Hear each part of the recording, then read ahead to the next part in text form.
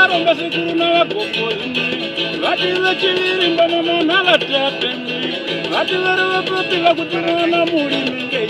ati kushanya azimamira kedu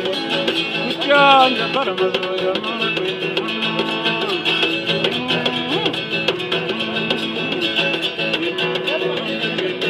munhu waruwara tikome ng'ombe tikukana vati uruware tibereketini tikukana vati taona akwa ndipo tukoma ng'ombe imwe tata vati kushanya azimamira tupiriri twati kushanya tuli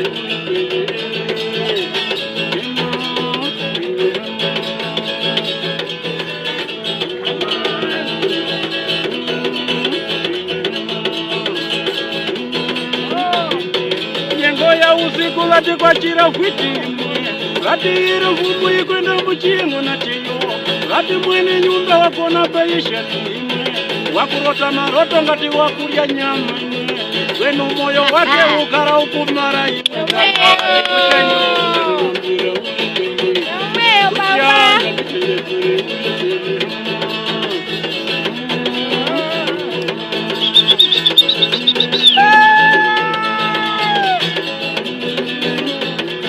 vatinera mwana vati ngukumba usambazie datana vamama vakuti mulimenge vara mukulima muli vandu vachitukukwemwe